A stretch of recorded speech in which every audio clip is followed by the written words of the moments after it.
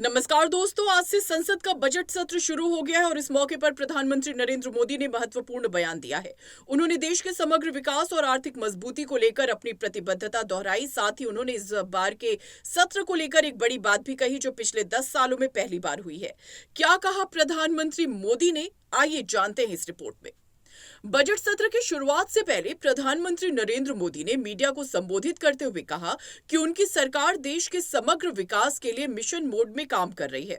उन्होंने कहा कि इस तीसरे कार्यकाल में हम राष्ट्र के व्यापक विकास की दिशा में मिशन मोड में आगे बढ़ रहे हैं, चाहे वो भौगोलिक हो, सामाजिक हो या आर्थिक। समग्र विकास के प्रति हमारी प्रतिबद्धता पूरी तरह स्पष्ट है। नवाचार, समावेशन और निवेश हमारी आर्थिक रोड मैप की नींव रहे हैं और हम इसी दिशा में मजबूती से आगे बढ़ रहे हैं। प्रधानमंत्री मोदी ने इस सत्र को लेकर एक और महत्वपूर्ण टिप्पणी की। उन्होंने कहा कि इस बार संसद सत्र से पहले कोई बाहरी उकसावे या व्यवधान नहीं हुए। उन्होंने इसे पिछले 10 वर्षों में पहली बार होने वाली एक सकारात्मक बात बताया। आज अपने एक बात जरूर नोटिस की होगी, खास तौर पर मीडिया कर्मियों को इस पर ध्यान देना चाहिए। शायद ये पहली बार हुआ है कि 2014 के बाद कोई संसद सत्र शुरू होने से पहले किसी बाहरी तत्व द्वारा कोई उकसावा या व्यवधान नहीं हुआ। पिछले 10 वर्षों में हर सत्र से पहले विदेशों से उकसावे की कोशिशें होती थीं और यहां भी कुछ लोग इसे हवा देते थे, लेकिन इस बार ऐसा कुछ नहीं हुआ। इसके लिए मैं सभी को धन्यवाद देता हूं। आज बजट सत्र के प्रारंभ में मैं समृद्धि की देवी मां लक्ष्मी को प्रणाम करता हूं।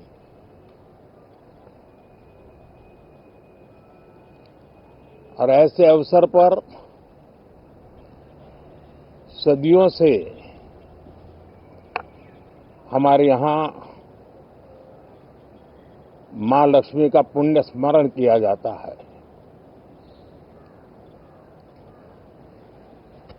सिद्धि बुद्धि प्रदे देवी, सिद्धि बुद्धि प्रदे देवी, भुक्ति मुक्ति प्रदायिनी, भुक्ति मुक्ति प्रदायिनी, मंत्र मूर्ते सदा देवी, मंत्र मूर्ते सदा देवी, महालक्ष्मी नमोस्तुते, महालक्ष्मी नमोस्तुते। मां लक्ष्मी हमें सिद्धि और विवेक देती है, समृद्धि और कल्याण भी देती है।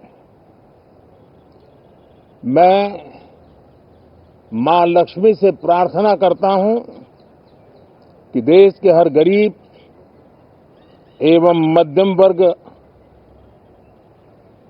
समुदाय पर मां लक्ष्मी की विशेष कृपा रहे। साथियों, हमारे गणतंत्र के 75 वर्ष पूरे हुए हैं।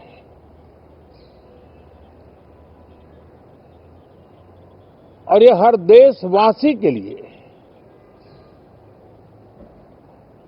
सर्वाधिक गौरवपूर्ण है और विश्व के लोकतांत्रिक जगत के लिए भी भारत का ये सामर्थ्य अपनी एक विशेष स्थान बनाता है। साथियों, ये देश की जनता ने मुझे तीसरी बार ये दायित्व दिया है और इस तीसरे कार्यकाल का ये पहला पूर्ण बजट है।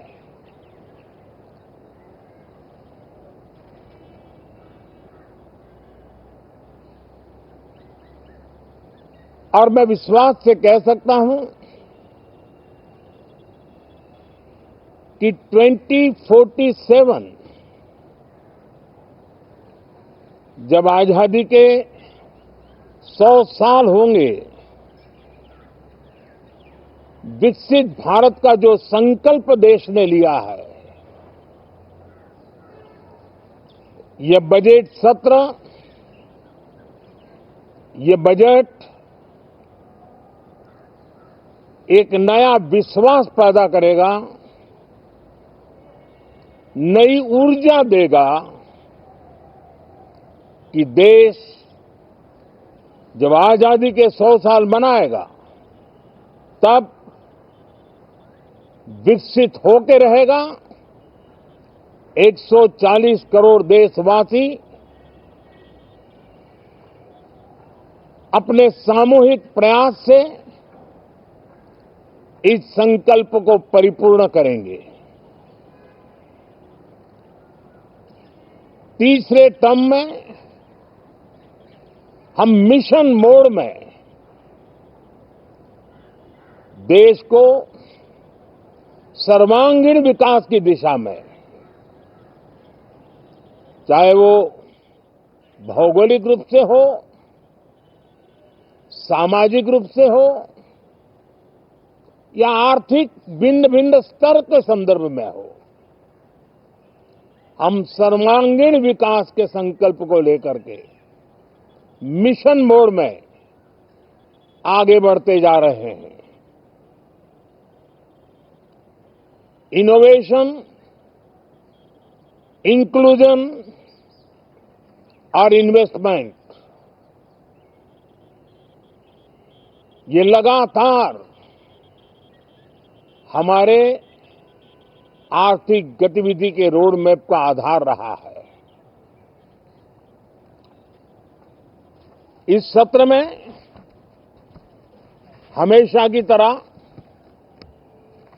कई ऐतिहासिक बिल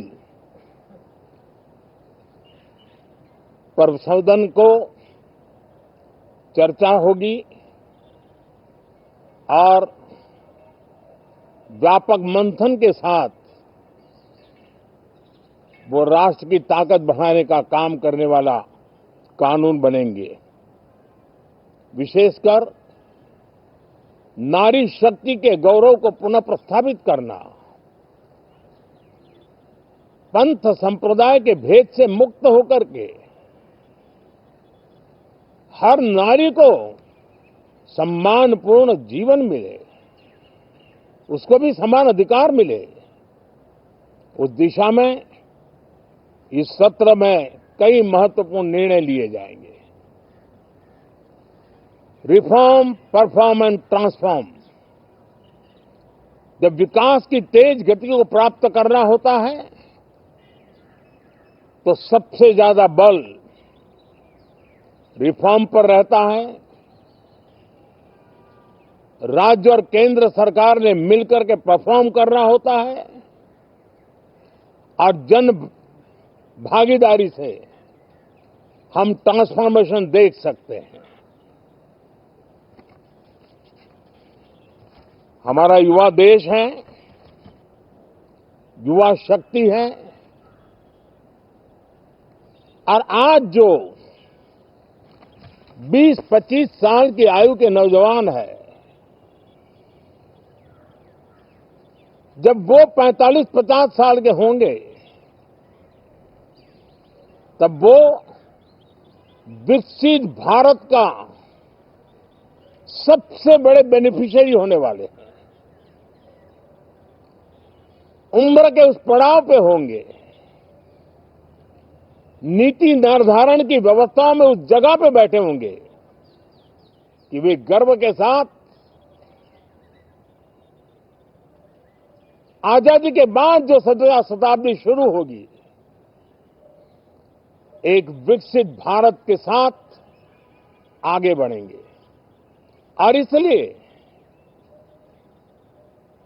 ये विकसित भारत के संकल्प की पूर्ति का प्रयास, ये अथाग मेहनत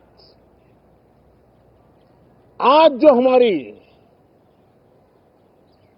हमारे टीनेजर्स हैं, हमारी युवा पीढ़ी है, उनके लिए ये एक बहुत बड़ा तोहफा बनने वाली है। जो लोग 1930 में 42 में आजादी के जंग में जुट गए थे, पूरी देश की युवा पीढ़ी खप गई थी आजादी के जंग में, और उसके फल 25 साल के बाद जो पीढ़ी आई उसको नसीब हुए। उस जंग में जो नौजवान थे उनको नसीब हुए।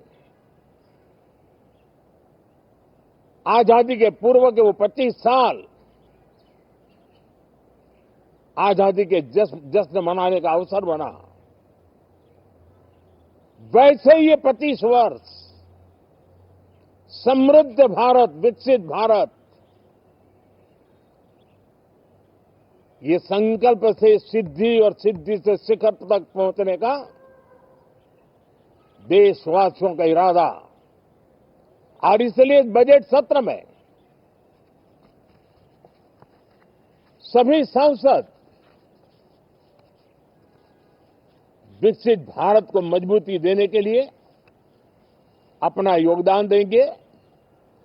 विशेष करके जो युवा सांसद है उनके लिए तो सुनहरा अवसर है, क्योंकि वो आज सदन में जितनी जागरूकता, जितनी भागीदारी बढ़ाएंगे और विकसित भारत के जो फल है वो तो उनकी नजर के सामने देखने को मिलने वाले हैं।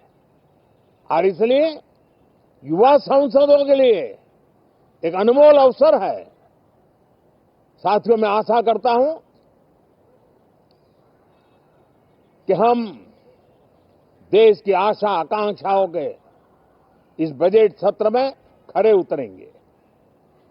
साथियों, आज एक बात आपने जरूर नोट की होगी, मीडिया के लोगों ने तो जरूर करनी चाहिए। शायद 2014 से लेकर अब तक शायद ये पहला पार्लियामेंट का सत्र है कि जिसके 1-2 दिन पहले कोई विदेशी चिंगारी नहीं प्रगटी है। विदेश में से आग लगाने की कोशिश रही हुई है। 10 साल से यानी 14 से देख रहा हूं, हर सत्र के पहले शरारत करने के लिए लोग तैयार बैठते थे, और यहां उसको हवा देने वालों की कोई कमी नहीं है। ये पहला सत्र मैं पिछले 10 साल के बाद देख रहा हूं कि जिसमें किसी भी विदेशी कोने से कोई चिंगारी नहीं हुई। साथियों, बहुत बहुत धन्यवाद। प्रधानमंत्री मोदी के इस बयान के बाद राजनीतिक गलियारों में हलचल तेज हो गई है। उनके इस बयान का क्या अर्थ निकाला जा सकता है और क्या ये सरकार की स्थिरता और आत्मनिर्भर भारत की ओर बढ़ते कदमों का संकेत है? इन सभी सवालों पर चर्चा जारी है। तो दोस्तों, प्रधानमंत्री मोदी के इस बयान पर आपकी क्या राय है? क्या वाकई भारत अब आत्मनिर्भरता की दिशा में पूरी तरह से आगे बढ़ चुका है? हमें कमेंट में जरूर बताएं और चैनल को सब्सक्राइब करना ना भूलें। मिलते हैं अगली रिपोर्ट में, तब तक के लिए धन्यवाद।